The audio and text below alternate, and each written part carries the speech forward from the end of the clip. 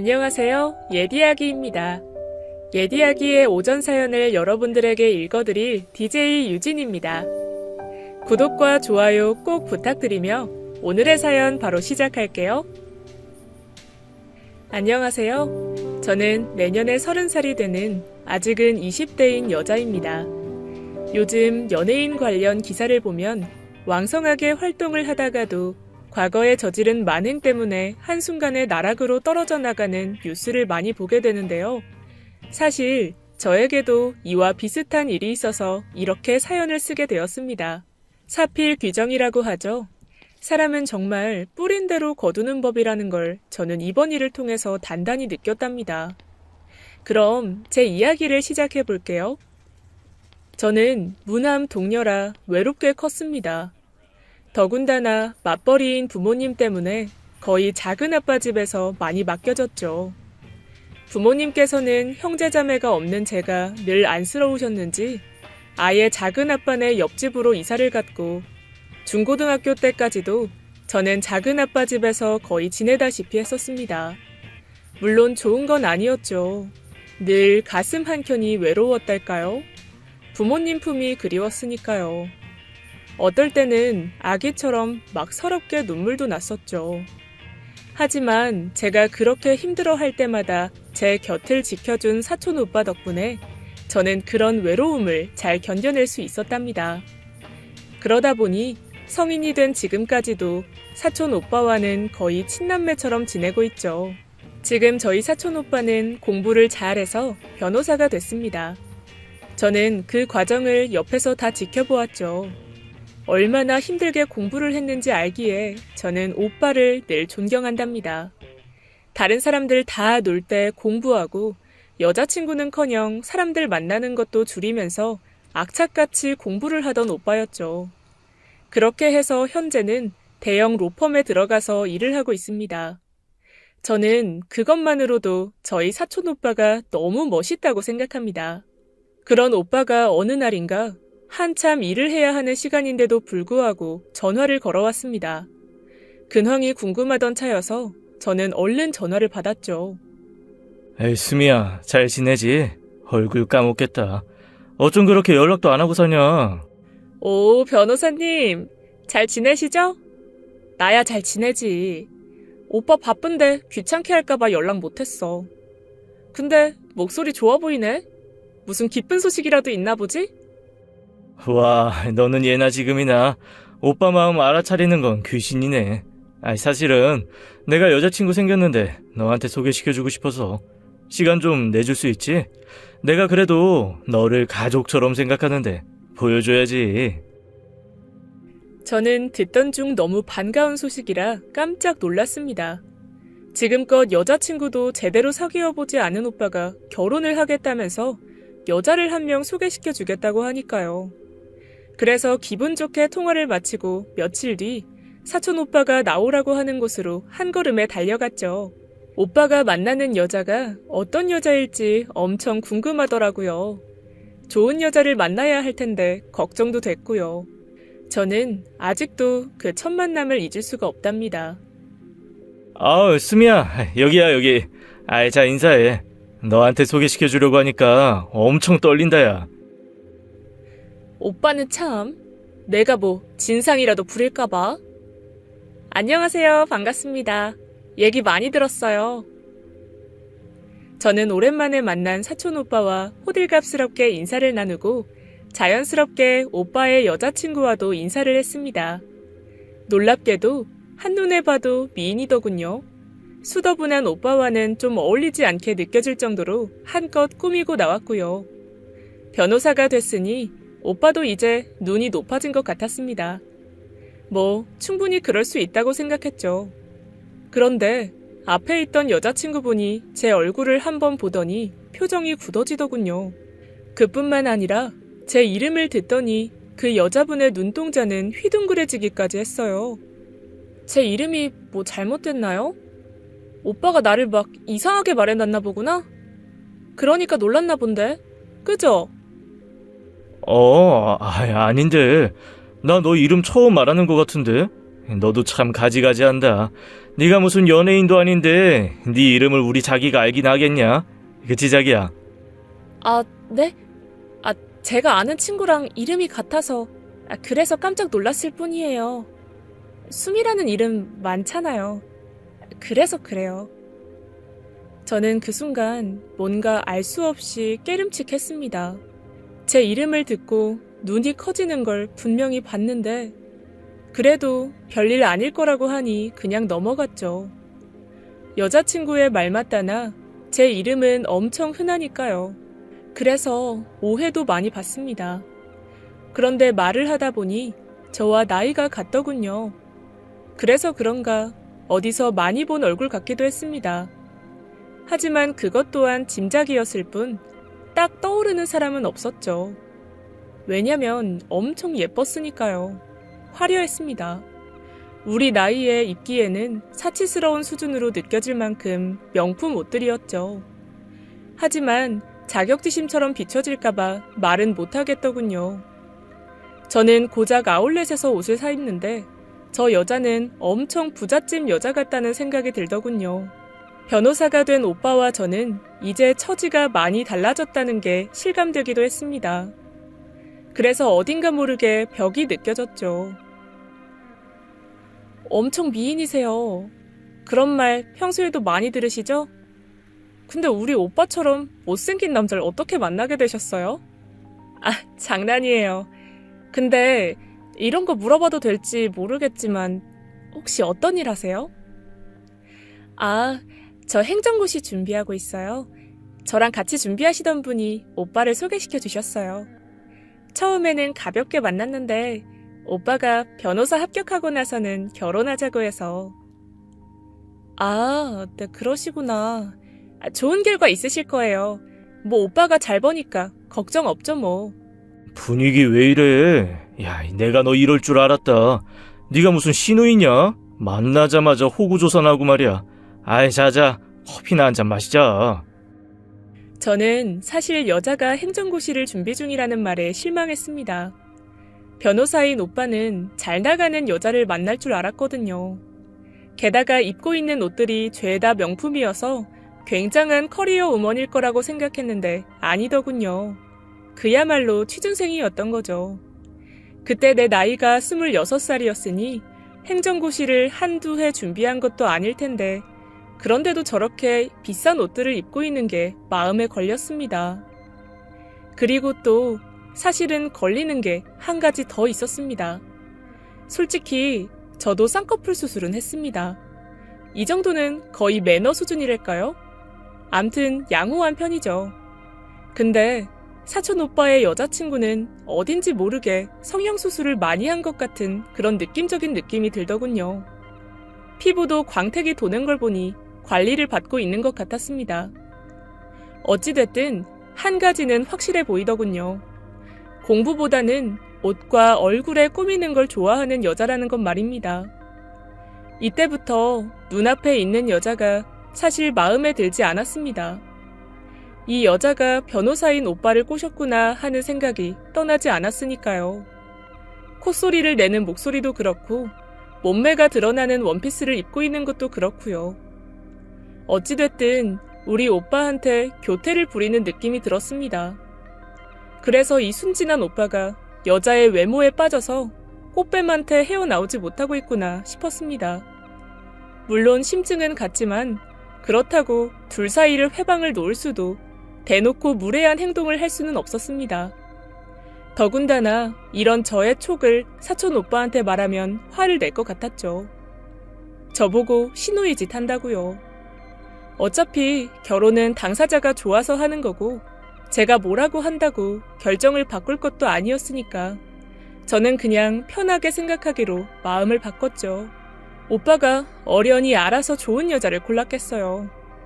그래서 그날은 그렇게 평화롭게 인사만 하고 헤어졌습니다. 그리곤 며칠이 지난 어느 날 사촌 오빠를 제사 때 만나게 됐습니다. 근데 가본이 없더라고요. 변호사 일이 바빠서 그런가 보다 했는데 여자친구 만나고 오느라 늦는답니다. 늦게 배운 도둑질이 무섭다더니 작은 엄마 말을 들어보니 요즘 연애하느라 입이 귀에 걸린 것 같더라고요. 아니 근데 집안 제삿날인데 여자 만나고 오느라 늦는다니. 작은 엄마는 오빠가 변했다면서 엄청 속상해 하더군요. 잘 키워봤자 결혼하면 끝이라면서요. 듣고 있는 제가 다 속상할 정도였습니다. 그 여자가 그렇게 좋은가 싶어서 어이가 없었죠. 그래도 제사 시작을 앞두고 집에는 들어오더군요. 오빠는 허겁지겁 방으로 들어가서 가방을 정리했습니다. 저도 오빠의 방으로 얼른 따라가서 잔소리를 해댔어요. 오빠, 진짜 안 되겠네? 어쩜 제삿날인데 이렇게까지 늦을 수가 있어. 그 여자가 그렇게 좋아? 나 한참 작은 엄마 속상해서 아까 울었다니까? 저는 오빠한테 속사포로 잔소리를 해댔습니다. 그런데도 오빠는 실실거리면서 웃더군요. 그 여자가 좋기는 좋은가 봐요. 오빠, 잠깐만 여기 앉아봐. 진짜 궁금해서 그러는데 그 여자 어디가 그렇게 좋아? 여자인 내가 보기에는 뭔가 별로던데. 저렇게 꾸미고 다니려면 하루 종일 쇼핑앱 쳐다보면서 살아야 될걸? 공부는 제대로 하고는 있대? 혹시 결혼하고 나서는 일 안 하는 거 아니야? 오빠만 믿고? 어머 얘 좀 봐. 야 너 진짜 신우인가 보다. 아유 결혼하고 나서 걔가 일을 하든 말든 네가 무슨 상관이야. 그리고 그렇게 색안경 끼고 사람 보지 마라. 외모가 화려하다고 그 사람이 그렇게 나쁜 것만 아니니까. 어휴, 어련하시겠어요. 대단한 사랑 나셨습니다. 근데 그 여자 성형도 한 거 맞지? 혹시 턱도 한 거 맞아? 코만 했나? 우와 야 너 귀신이다. 나도 처음에 전혀 몰랐는데 성형했냐고 물어보니까 뭐 쿨하게 인정하던데. 그래서 내가 옛날 사진 몇 장만 달라고 했는데도 안 주더라. 창피하다고. 뭐 그래서 장모님한테 내가 부탁해서 며칠 전에 한 장 받았어. 야 볼래? 근데 나는 다른 거 별로 모르겠던데. 저는 사촌 오빠의 손에 들린 핸드폰을 뺏어서 뚫어지게 사진을 쳐다봤습니다. 근데 저는 그 사진을 보자마자 온몸에 소름이 돋고 말았습니다. 교복을 입고 있는 그 사진을 보자마자 저는 심장이 벌렁벌렁 뛰기 시작하더군요. 결국 다리에 힘이 풀려서 그 자리에서 주저앉고 말았을 정도였습니다. 오빠, 이 사람이 오빠 여친 맞아? 진짜야? 잠깐만, 나 심호흡 좀 하고. 나 정말 심각하게 묻는 거야. 이 여자가 오빠랑 결혼할 사람이 맞아? 얘가 왜 그래? 아이 맞다니까. 봐봐. 얼굴이 많이 달라? 아이씨 뭘 그렇게 충격을 받고 그래. 개구리 올챙이적 생각 못한다더니. 야 너는 뭐 중고등학교 때 여드름 장난 아니었잖아. 그거에 비하면 지금 엄청 용된 거지. 안 그래? 아니 내 여친도 그런 거야. 뭐 거기에 의학기술도 조금 보탬이 된 거고. 저는 그 사진을 보고 거의 혼이 나가 있었습니다. 그러니까 그 사진 속 여자는 저를 고등학교 내내 괴롭혔던 학교폭력 가해자였던 것입니다. 그동안 잊기 위해서 안간힘을 써야 했던 그 아이. 저를 왕따시키고 괴롭혔던 그 못된 인간. 다리에 힘이 풀린 저를 보더니 그제야 상황 파악이 되는지 사촌 오빠가 놀라더군요. 성형수술을 한 게 그렇게 놀랄 일이냐면서요. 오빠, 얘 교복 봐봐. 나랑 똑같은 교복이잖아. 기억 안 나? 벌써 잊었어? 그래? 나는 뭐 그런가 보다 했지. 근데 그게 그렇게 놀랄 일이야? 아이 무슨 일인데 그래. 자세히 좀 얘기해봐. 궁금해 죽겠다. 지금부터 내가 하는 얘기 잘 들어. 알았지? 아무리 봐도 내가 다닌 교복하고 똑같고, 그리고 그 사진 속 여자는 고등학교 3년 내내 나를 괴롭혔던 일진애였다고. 아니 나뿐만이 아니었다고. 이게 다 무슨 일인지 모르겠어. 이름도 개명했나봐. 거기에 성형까지. 완전 신문 세탁 제대로 하고 오빠 만난 거잖아. 그 나쁜 것이. 사촌 오빠는 제 말에 당황하는 것 같더니 이내 그럴 리 없다고 오히려 저를 위로했습니다. 뭐? 아이, 그럴 리가. 내가 너 그때 괴롭혔던 아이 때문에 얼마나 힘들었는지 똑똑히 기억하는데 우리 유나가? 아이, 그럴 리 없어. 우리 유나 엄청 착해. 유기견도 데려다 키우고 뭐 그러는 걸. 네가 아직도 옛날 상처를 떨쳐내지 못했나 보다. 그치? 아, 이렇게 비슷하게 생긴 사람만 봐도 막 치를 떠는 거 보니까. 저는 그 모습을 보니 오빠가 단단히 그 여자한테 콩깍지가 씌었나 보다 하고 생각했습니다. 그래서 저도 비슷한 사람하고 착각하는 걸 거라고 그 사진을 뚫어지게 쳐다봤죠. 하지만 확실했습니다. 사진 속의 그 여자애가 나를 괴롭혔던 그 여자라는 걸요. 죽어서도 그 얼굴은 잊을 수가 없는 걸요. 그제서야 저와 처음에 만났을 때 제 이름을 듣고 놀랐던 그 표정도 떠오르더군요. 그때 고등학교 어디 나왔냐고 물었는데도 잘 모를 거라면서 어물쩍 넘어갔던 것도 생각이 났습니다. 어딘가 모르게 숨기는 게 많은 것 같았죠. 근데 성형하고 개명하고 그런 거 다 제쳐두고 저를 왕따시키고 때렸던 가해자였던 사람이잖아요. 그런 나쁜 것하고 오빠가 결혼을 한다고 생각하니까 소름이 돋더군요. 일단 그냥 넘어갈 수는 없다고 저는 생각했습니다. 진짜 그 사진 속 여자가 맞는지 아닌지는 확인을 해야 속이 시원할 것 같았죠. 며칠 뒤 저는 사촌 오빠를 졸라서 셋이서 다시 만났습니다. 그 여자가 내키지 않는다고 했다고 하더군요. 제가 무섭긴 무서운 건지 아니 지가 뭐 캥기는 게 있으니까 그런 거겠죠. 어찌됐든 저는 오빠한테 그 여자를 만나게 해주지 않으면 제가 걱정하고 있는 걸 작은 아빠한테 다 말해버린다고 엄포를 놓았죠. 그 말에 사촌 오빠도 어쩔 수 없이 그 여자와 만날 수 있는 자리를 마련해주더군요. 그래서 어찌됐든 만났습니다. 근데 저요, 만나기 전부터 손과 발이 벌벌 떨리더군요. 옛날 생각이 나서 전날 밤에는 잠도 안 오고 그 당시 저는 여기서 말을 꺼내놓기도 힘들 정도로 정신적인 그리고 신체적인 피해를 당했었죠. 10년이라는 시간이 지나서 제 마음에는 굳은 살이 배겼다고 생각했는데 아니었나 봐요. 그리고 며칠 뒤 저는 저를 때리고 왕따시키고 했던 학폭 가해자를 만났습니다. 그날 그 여자를 앞에서 만났을 때에는 목소리까지 떨리게 나오더군요. 그래도 저는 용기를 내서 그 여자한테 물어봤습니다. 혹시 어느 고등학교 나오셨는지 다시 물어봐도 될까요? 제가 사진 한 장을 봤는데 아는 사람하고 얼굴이 너무 똑같아서요. 아, 저는 동생분 초면인데 아마도 저랑 닮은 사람하고 착각하시나 봐요. 제가 좀 흔한 얼굴이라 그런가? 그런가요? 근데 왜 제 시선은 피하세요? 저를 모른다면서? 그리고 좀 이상하네요. 어느 고등학교 나왔냐는 제 질문은 오묘하게 피하시고 뭐 숨기는 거 있으세요? 아니신데 왜 당당하게 말을 못하세요? 개명 전 이름이 지서진 맞죠? 저는 그 피하려는 여자의 태도에 슬슬 화가 나고 있었습니다. 거짓말을 할 거면 제대로 하든가요. 피한다고 될 일이 아닌데 말이죠. 근데 이후에 더 어이없는 상황이 연출되더군요. 제 앞에서 그 여자가 막 울더라니까요. 고등학교 이름 하나 말해달라는 게 그게 울 일인가요?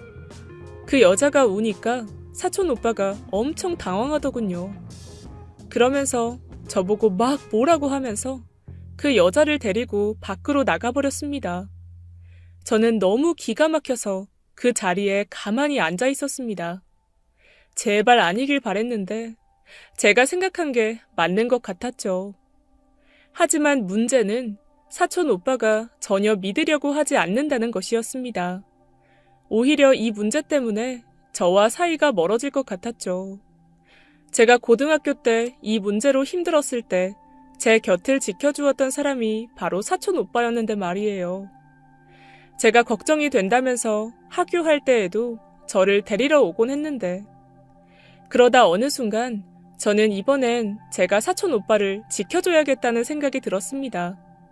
이대로 그 여자와 결혼하게 할 수는 없었으니까요. 학교폭력 가해자인데다가 그걸 숨기기 위해 온갖 수술과 개명을 해서 자신의 신분을 세탁하면서 사는 거짓된 사람과 결혼이라니 그거는 절대 막아야 했습니다. 그날 밤 저는 옛날의 악몽이 떠올라 집에 가서 맥주를 혼자 마셨습니다. 부모님도 모르게 저는 그 힘든 나날들을 다 견뎌내야 했었죠. 그때가 떠올라서 저도 모르게 막 눈물이 나오더군요. 너무 억울했습니다. 저는 아무 이유 없이 그 여자애한테 괴롭힘을 당했으니까요. 그리고 이 질긴 악연이 너무 끔찍하더군요. 어쩌다 착한 우리 오빠가 걸려들다니. 역시나 세상은 얼굴 두꺼운 사람들이 잘 사는 건가 싶어서 자괴감도 들더라고요. 아, 그렇다고 당하고만 살 순 없었습니다. 그야말로 본때를 보여주고 싶더군요. 나쁜 사람은 다시는 사회에 발을 못 붙이게 제대로 교육을 시켜주고 싶었습니다. 하지만 정작 제가 할 수 있는 건 없더군요. 그렇게 한참 골똘히 생각하다가 저는 그 자리에 앉아서 핸드폰에 있는 고등학교 친구들에게 장문의 문자를 보냈습니다. 애들아, 잘 지내지? 너무 오랜만이어서 깜짝 놀랐지. 근데 그럴 만한 사정이 생겼어. 옛날에 우리랑 같이 학교 다녔던 지서진, 기억나? 나 괴롭히고 엄청 못된 짓만 했던 그것. 아니 그것이 글쎄 우리 변호사 사촌 오빠랑 결혼을 한다잖아. 애들아, 도와줘. 절대 그것이랑 우리 사촌 오빠랑 결혼하게 가만둘 순 없어. 혹시 옛날에 모아둔 증거들 있으면 나한테 공유 좀 해주라. 부탁이야. 나 이번 기회에 그것한테 받았던 치욕들 다 밝혀내서 다시는 우리들 곁에 얼씬도 못하고 짓뭉개 버릴 거야. 그러니까 이 문자 보면 연락 줘. 저는 문자를 보내고 나서도 한참 동안 분을 삭히지 못하고 혼자서 씩씩거렸습니다. 감히 우리 착한 오빠랑 결혼을 하려고 한다니. 어쩜 그렇게 나쁜 짓만 하고 살았으면서 착한 척 연기를 하면서 살고 있을 수가 있는지 아무리 생각해도 치가 떨리더군요. 사실 그것에게 당한 피해자가 한둘이 아니었습니다. 그것은 일명 학교의 일진이었어요. 약하고 착한 아이들을 괴롭히는 것만으로도 부족해서 각종 문란한 생활을 했던 것으로 유명합니다. 그래서 그것은 그 지역 학교를 나온 아이라면 모르는 아이가 없을 정도였죠. 그러니 그 문자를 본 친구들이 아마도 많은 제보를 줄 거라고 저는 기대했습니다. 그리고 얼마 지나지 않아 친구들에게 각종 제보들이 모이기 시작했습니다. 그거를 보면 정말 참담한 수준이었죠. 정말 그것이 그동안 얼마나 더럽게 살았는지 알겠더군요. 워낙 많은 제보들이 왔기에 그것의 악행에 순번을 매겨야 할 정도가 됐습니다. 악행 1번은 뭐니 해도 친구들 괴롭힘이었어요. 저처럼 약하고 착한 아이들을 대상으로 왕따를 시키는 것이었죠. 제가 지나가는 자리에 침을 뱉으며 욕을 해대는 게 제일 약한 수준이었습니다. 잘못한 것도 없는데 꼴보기 싫다거나 꺼지라고 하거나 후지다거나 더럽다거나 그런 온갖 입에 담기도 힘든 말을 했죠. 제가 그런 말에 대꾸를 안 하면 욕과 폭행이 시작되었습니다. 왜 저는 당하고만 살았을까요? 하다못해 말대꾸도 한번 못했을까요? 저는 그저 무기력하게 당하기만 했었죠. 머리를 때리고 잡아당기고 옷을 뜯고 가방을 뒤져서 버리고 정말 끔찍하기만 했습니다. 그것은 그런 제 모습이 재밌는지 수위를 점점 올렸고 제 얼굴에 침을 뱉거나 제 치마가 올려지는 날도 많았습니다. 그러다가 내가 울면 장난인데 친구끼리 왜 우냐? 그러면서 그제야 저를 놓아주곤 했죠. 지금도 그때를 떠올리면 저는 너무 힘이 듭니다. 어디 가서 털어놓기도 힘들죠. 하지만 그것에게 당한 아이가 워낙 많았습니다. 선생님들도 어쩌지 못해서 쩔쩔맬 정도였으니 그럴 수밖에 없었죠. 그것의 악행은 여기서 끝이 아니었습니다. 소위 말하는 일진이었기에 술, 담배는 기본이었죠. 그리고 문란한 생활을 했다는 제보도 많았습니다. 아휴, 말도 마세요. 남자들과 동거를 했다는 문자를 보고 저는 제 눈을 의심했죠. 친구들에게 매춘을 시켰다고 하는 제보를 보고는 입을 다물지 못했습니다. 그야말로 이건 쓰레기 중에서도 제일 쓰레기였죠. 친구들의 제보를 보다가 혈압이 오르겠더군요. 하지만 문제는 결정적인 증거가 없다는 것이었습니다. 다들 카더라였죠. 증거가 없으면 그것이 또 울면서 저를 무섭다고 연기를 할 텐데 무작정 둘 사이를 갈라놓을 수는 없다는 생각이 들었습니다. 그렇게 결정적인 증거를 찾던 중 저에게 뜻밖의 전화가 한 통 걸려왔습니다. 나 지선이야. 기억나? 내가 그것 때문에 다른 학교로 전학 가서 기억 못할까봐 전화했어. 하긴 기억 안 해주는 게 좋아. 나 그때 엄청 왕따 당해서 그런 내 모습을 기억 안 해줬으면 하는 게 내 바람이니까.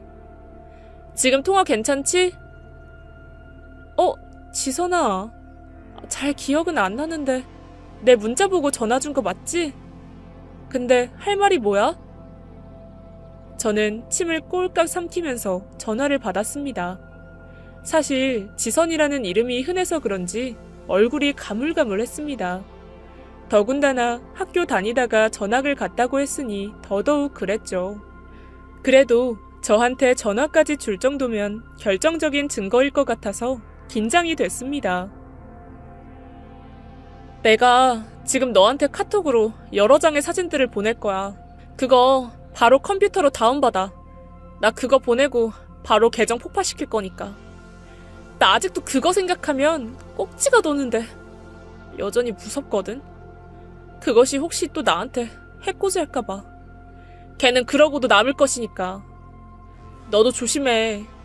그리고 그거 보고서 너무 충격받지 마.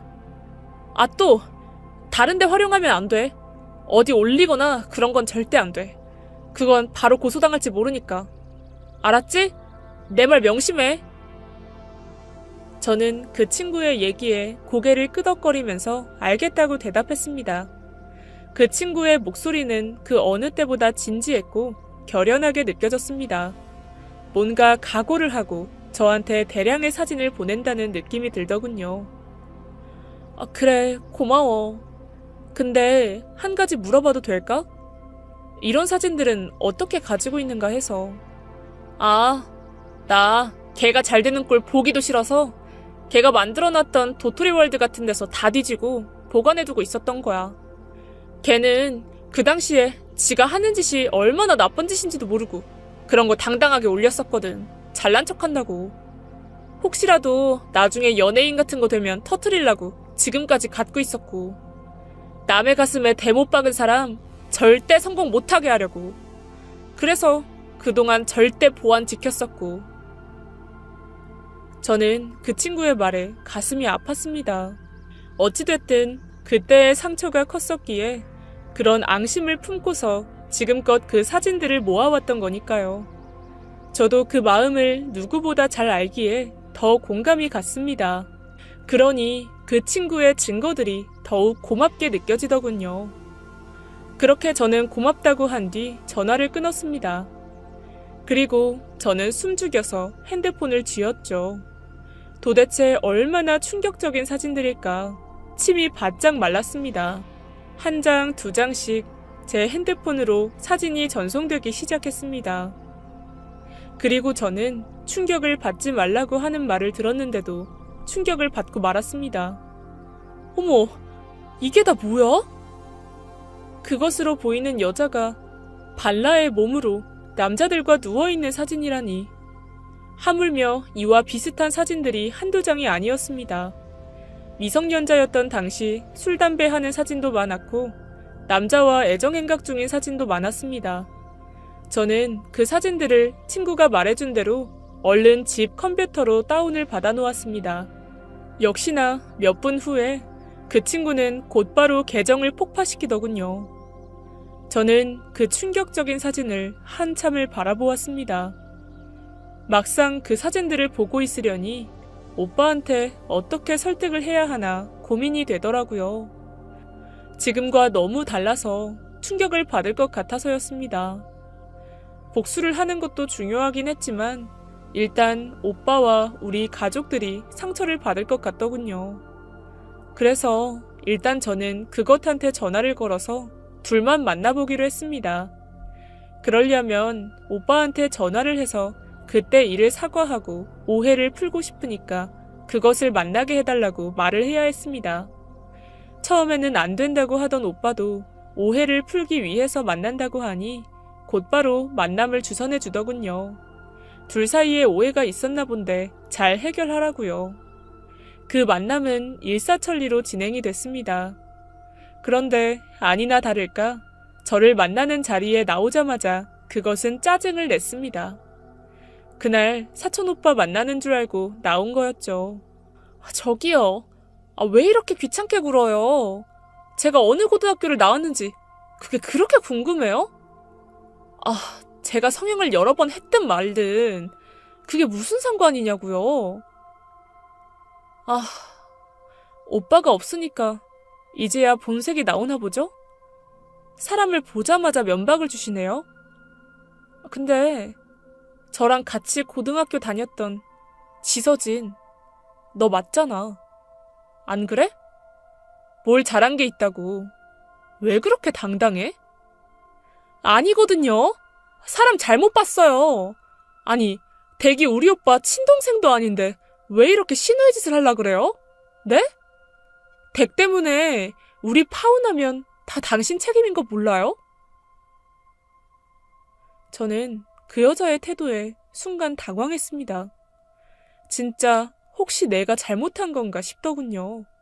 아니, 이렇게 연기를 잘할 수가요? 그래도 저 물러설 수가 없었습니다.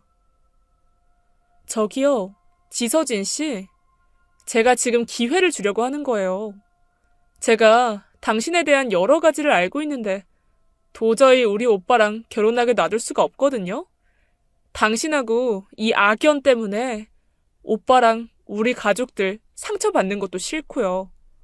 그러니까요, 좋은 말 할 때 여기서 멈춰요. 알겠어요?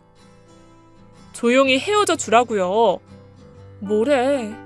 지금 헤어지라고 나한테 말하는 거예요? 와, 진짜 대박. 당신이 뭔데 헤어져라 말아야.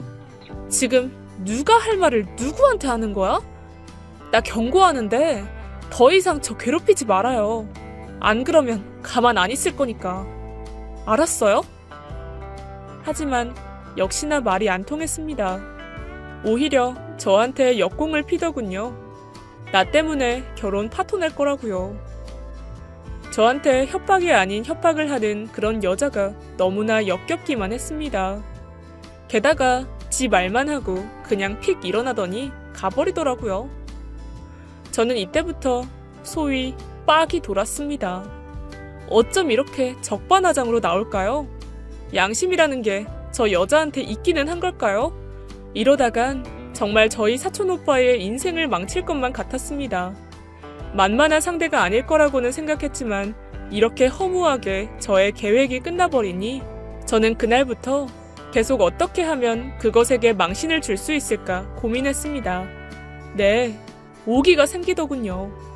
어떻게든 저 여자의 가면을 샅샅이 벗겨서 나락으로 떨어지게 만들고 싶었습니다. 그렇게 며칠간 고민을 거듭하다가 저는 깨달았습니다. 사촌오빠와 작은아빠 가족에게 다 까발려야겠다고요. 그 방법 말고는 없었습니다. 그렇지 않고서는 저 여자에게 제가 당할지도 몰랐습니다. 저는 일단 작은아빠를 만나서 오빠가 결혼하려는 여자에게 큰 문제가 있으니 가족들이 전체 다 모일 수 있는 자리를 마련해달라고 부탁했습니다. 작은아빠는 제 제안을 들으시고는 깜짝 놀라시더군요. 그리고는 금방 가족들이 모이는 저녁 식사를 마련할 테니 그날 오라고 하셨습니다. 저는 그렇게 해서 만반의 준비를 하기 시작했습니다. 마치 칼을 갈면서 복수를 기다리는 무사가 된 것처럼 비장하기까지 했습니다. 저는 일단 다양한 경로로 확보한 그것의 사진을 크게 인화했습니다. 담배 피우는 사진, 술 마시는 사진, 친구들을 괴롭히는 사진, 남자와 발라의 몸으로 누워있는 사진 등등 많았습니다. 사진 속의 여자가 지금의 그 여자라는 걸 증명하기 위해서 개명 전 이름과 개명 후 이름, 성형수술 전과 성형수술 후의 사진 등등 모을 수 있는 자료도 죄다 모았습니다. 그렇게 쫙 모아놓으니 가관이었습니다. 끝이 없는 그녀의 과거 이력을 보니 할 말이 없더군요. 어쩜 하나도 멀쩡한 게 없다니. 며칠 뒤 기다리던 복수의 날이 다가왔습니다. 저는 미리 가서 그 여자가 오기를 기다렸습니다. 작은 아빠에게도 사전에 아무 말도 하지 않은 상태였죠. 그 여자의 민낯을 똑똑히 벗겨줄 테니 충격받지 말라고만 말을 해두었죠. 실제로 저는 청심환도 구매해 놓은 상태였습니다. 손에 땀이 나더군요. 솔직히 여기서 그만할까 하고 마음이 약해지기도 했습니다. 작은 아빠 가족의 따뜻한 얼굴 표정을 보면 여기서 멈출까 싶기도 했죠. 나 하나만 눈 감고 있으면 어쩌면 좋은 결말일지도 모르니까. 어렸을 때부터 바쁘신 부모님을 대신해서 저를 거의 기르다시피 하셨으니 작은 아빠와 작은 엄마는 저의 부모님이나 마찬가지였습니다. 그러니 저는 고민에 고민을 거듭했죠. 하지만 그래서 저는 더 마음을 다잡았습니다. 이렇게 착하신 작은아빠 가족이 그것의 악랄함에 속지 않도록 하기 위해서였습니다. 그렇게 얼마나 기다렸을까요? 그것이 드디어 현관문으로 문을 열고 들어오더군요. 세상에서 제일 착한 며느리 표정을 하고 말이죠. 그러다 복도 끝에 제가 서 있는 걸 보더니 그 자리에 굳어서 가만히 서 있더군요. 제가 있는 줄은 꿈에도 몰랐다는 표정이었습니다. 그러더니 저를 못 본 척하고는 거실로 가서 작은 아빠에게 인사를 하더라고요. 전 저를 무시하는 전략으로 가려는 것 같았어요. 하지만 작은 아빠는 제가 무언가 폭로할 게 있다는 걸 알고 계셨기에 그 여자를 살갑게 대하지는 않으셨습니다. 사촌 오빠의 표정도 어딘가 모르게 무겁게 보였죠.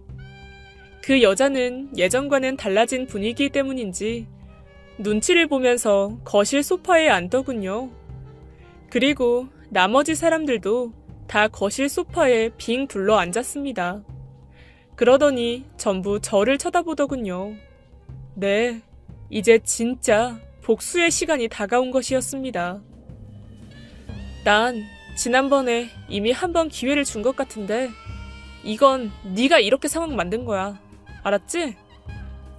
뭐예요? 혹시 또 이상한 얘기 저한테 하려고 그러는 거죠? 아휴, 아버님, 어머님, 저 진짜 속상해요. 아무리 사촌동생이라고 하지만 이렇게까지 저를 괴롭히는 이유가 뭐예요? 저 진짜 요즘 한숨도 못 자요. 아, 그러시겠지. 나한테 온갖 증거들이 있으니까 무서워서 벌벌 떠는 거겠지. 그지?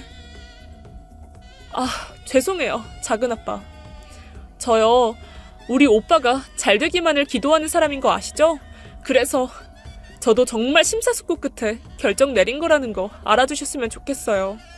이렇게 안 하면 저 여자가 떨어져 나갈 것 같지가 않아서요. 작은 아빠는 무거운 표정으로 저와 그 여자를 번갈아 바라보시더니 고개를 끄덕끄덕 거렸습니다. 일단 네가 할 말이 있다고 하니까 오라고는 했다만 만약 여기서 거짓말을 하는 사람이 있거나 하면 절대 용서 안 할 거야. 알았지 다들? 이건 우리 아들의 미래뿐만이 아니라 우리 가족의 미래도 걸린 거니까. 자, 네가 그렇게 말을 하고 싶다고 한 게 뭐였는지 찬찬히 말해봐라. 작은아빠의 목소리는 무겁게 가라앉아 있었습니다. 덩달아 사촌오빠도 작은 엄마의 표정도 좋지 않았죠. 변호사라는 직업을 가질 때만 해도 아들 덕분에 호강할 거라고 동네 잔치를 벌였던 분들이셨습니다. 그런데 이런 불미스런 일에 엮이게 된다는 것 자체가 불쾌하신 것 같았죠. 저는 작은 아빠의 말에 고개를 끄덕끄덕거리고 미리 준비해온 종이 가방에서 사진 뭉텅이를 꺼냈습니다. 그리고 거실 탁자 위로 올려놓았죠. 어머, 이게 다 뭐야? 제일 먼저 놀란 반응을 보인 건 작은 엄마였습니다. 작은 아빠의 눈도 덩달아 휘둥그레해지더니 이게 다 뭐냐고 묻더군요. 작은 아빠, 지금부터 제가 하는 말 잘 들으셔야 돼요. 제가 고등학교 다닐 때 학교 일진한테 왕따 당하고 맞고 다닌 거 기억하시죠? 그래서 제가 맨날 울고 그랬었는데. 근데요, 그게 누구였는지 아세요? 바로 지금 저 여자예요. 작은 아빠, 저도 처음에는 긴가민가 했어요. 믿고 싶지도 않았고요. 제발 절대 아니기만을 바랬죠. 근데 저 여자가 맞아요. 그동안 몇 번씩이나 성형을 하고 개명을 했더라고요. 그리고 몇 년간 숨어서 지냈고요. 그러다 모습을 나타낸 게 바로 행정고시 학원이었어요. 거기서 남자 하나 꼬셔서 부잣집 며느리 행세하려고요. 말도 안 돼. 아이, 설마 그럴 리가 있겠냐. 그러니까 고등학교 때 너를 괴롭혔던 애가 이 우리 며느리가 될 아이라는 거야. 이 사진들이 다 증거고. 아유, 이 기막혀. 아이, 고등학생이 지금 술 마시고 담배 피우고 남자랑 있는데, 이게 다... 작은 아빠와 작은 엄마는 이 말을 짚으면서 곧 쓰러지실 것 같았습니다. 하지만 저는 여기서 끝낼 생각이 없었습니다. 네, 맞아요, 작은 아빠.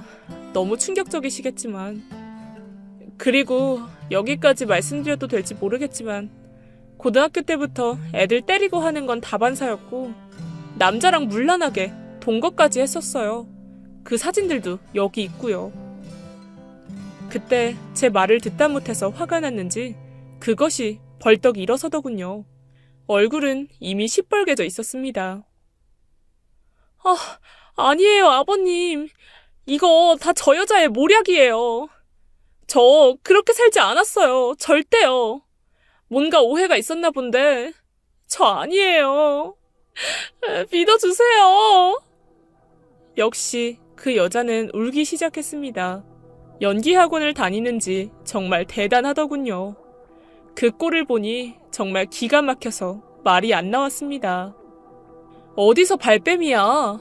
너 우리 고등학교 나온 거 내가 다 확인했고 고등학교 때 이름 지서진인 것도 다 확인했다고. 여기까지 와서 거짓말이야? 어? 너 나한테 그때 했던 잘못들 싹싹 빌고 우리 오빠랑 작은 아빠 가족들 속인 것도 다 싹싹 빌어. 알았어? 그리고 순진하고 착한 우리 오빠 제발 건드리지 말고 썩 꺼져. 이 못된 거사. 저는 도끼를 품고 그것에게 소리를 쳤습니다. 사과는커녕 자기가 아니라고 거짓말을 하다니 정말 사람이 아니라는 생각이 들었습니다. 제가 지금까지와는 다르게 세게 나가자 그것은 뭔가 결심을 했다는 듯 갑자기 무릎을 꿇더군요. 어머니, 아버지, 정말 죄송해요. 제가 다 말씀드릴게요. 제가 고등학교 때 왜 그랬었는지. 저요, 그때 부모님 이혼하고 나서 너무 살 길이 막막해서 그때 방황했었던 건 사실이에요. 소위 날라리 같은 나쁜 짓도 많이 했어요. 근데요, 하지만 지금은 안 그래요. 저 진짜 행정고시 준비 열심히 해서 오빠한테 걸맞은 여자 되려고 노력하고 있어요. 그러니까 한 번만 봐주세요. 제발요. 제가 다 잘못했어요. 평생 사죄하면서 살게요. 그것은 말을 하면서 울먹거렸고 결국 모든 사실을 인정하면서 용서를 빌었습니다. 하지만 여전히 제 눈에는 그 여자가 용서를 비는 게 진심처럼 느껴지지 않았습니다. 이번 한 번만 모면하기 위한 거짓 행동처럼 보였죠. 그런데 그때 그것이 그렇게 용서를 비는 모습을 보고 제일 충격을 받은 사촌오빠가 벌떡 일어서더니 그것의 뺨을 후려쳤습니다. 뭐? 진짜라고? 당신이 그렇게 개차반이었다고? 정말 소름 끼친다. 그동안 나한테 절대 아니라고 그렇게 결백하다고 하더니 증거가 이렇게 나오니까 실토를 해? 사촌 오빠는 그렇게 말을 한 뒤 현관문을 나가버렸습니다. 작은 엄마는 어쩔 줄 몰라서 펑펑 울었고, 작은 아빠는 이 상황이 너무 기가 막힌지 한숨만 푹푹 내쉬었고요. 근데 그 와중에 그것은 뭐라고 한 줄 아세요? 코 수술한 지 얼마 안 됐는데. 그것은 뺨을 한 대 맞고 코피가 줄줄 흘러내리고 있었고, 코에 넣은 실리콘이 빠진 것 같다면서 중얼거리고 있더군요. 저는 이 기가 막히고 코가 막힌 상황에 그저 헛웃음이 났습니다. 지금 그게 이 상황에서 할 말인지. 그러다 본인도 코피가 나는 상황이 민망했는지 자신의 코를 부여잡고는 일어서더니 터벅터벅 걸어서 집을 나가더군요. 작은 아빠랑 작은 엄마한테도 인사도 한마디 없이 마지막까지 사촌 오빠가 아닌 자신의 코를 걱정하는 모습을 보니 그제야 내가 정말 이렇게 다 까발려 놓은 게 잘한 일처럼 느껴지더라고요. 도대체 언제쯤 정신을 차릴까요? 저는 그날 작은 아빠와 작은 엄마가 행여나 쓰러지시진 않을까 걱정하면서 밤을 지새야 했답니다. 한바탕 사건이 터진 지 지금은 3년여가 흘렀습니다. 참 지옥 같은 시간이었죠. 저만 그런 게 아니어서 더 힘든 시간이었습니다. 그 여자한테 복수를 하는 건 통쾌했지만 사촌 오빠와 작은 아빠 가족에게 씻을 수 없는 상처를 준 것 같아서 늘 마음이 아팠습니다. 하지만 저는 만약에 제가 그날 그렇게 터뜨리지 않았다면 얼마나 더 큰 불행이 찾아왔을지 알기에 잘한 일이라고 생각하고 있습니다. 물론 작은 아빠와 작은 엄마도 그런 저를 응원해주고 있고요. 지금은 다들 상처들이 아물어서 그런지 일상을 회복해 나가고 있습니다. 그리고 기분 좋은 소식도 듣게 되었죠. 지금 저희 사촌 오빠가 새로운 연애를 시작했다는 것이었습니다. 지난 3년여간 그것의 상처 때문에 여자도 안 만나고 일만 했었는데 그런 솔로 생활을 청산했다고 하더군요. 사촌 오빠의 새 여친은 같은 일을 하는 변호사였습니다. 로스쿨 동기여서 그동안 여사친, 남사친으로 오랜 시간을 보냈다고 하더군요. 저는 그 사실을 듣고 너무나 기뻤습니다. 그래서 축하한다고 진심으로 응원을 해주었죠. 이렇게 좋은 소식을 들은 지 얼마나 지났을까요? 저는 또 하나의 소식을 듣게 되었습니다. 그건 바로 그것의 충격적인 근황이었죠. 저에게 여러 장의 사진을 제보해왔던 저의 든든했던 고등학교 친구들에게 들은 소식이었습니다. 그러니까 그것은 본색을 드러내고 어둠의 세계로 빠져들었다고 합니다. 술집에 나간다고 하더군요. 그것도 나이가 너무 많아서 아줌마들이 나가는 곳으로 강등됐다고요. 성형을 하느라 수천만 원의 빚이 있었는데 그동안 벌어놓은 돈 없이 명품을 사대고 하느라 사채까지 손을 댄 모양이더군요. 참 가지가지 한다는 생각이 들었습니다. 어쩌면 그것은 그 빚을 사촌 오빠와 결혼하면 다 갚을 수 있다고 착각했는지도 모르죠. 그러니 그 빚을 갚으려고 술집이나 다닌다니 역시나 행정고시 같은 건 전부 거짓말이었던 것 같았습니다. 그러고 보면 우리 사회는 그동안 학교폭력에 굉장히 관대했었습니다. 중고등학생 때 혈기왕성하던 때에 아주 잠깐 저지른 잘못이라고 성인이 되었는데 꼬리표처럼 따라다니는 건 잔인하지 않냐고 그렇게 말씀하시는 분들이 혹시 있으실 수 있죠. 하지만 저는 그렇게 생각하지 않았습니다. 학교폭력의 피해자로서 그런 사람들이 잘 되는 꼴은 못 보겠습니다. 만약 진심 어린 사과를 하시고 새 삶을 사시는 분들도 있으시겠죠. 하지만 제 사연처럼 여전히 악의 탈을 쓰고 자신의 과거를 숨기면서 사는 나쁜 사람들은 꼭 응징을 당했으면 좋겠습니다. 그러니 우리 모두 착하게 삽시다. 이만 제 사연을 마치겠습니다. 지금까지 예디약이었습니다. 끝까지 함께 해주신 여러분 진심으로 감사드리며 저는 내일 이 시간 다시 돌아올게요. 감사합니다.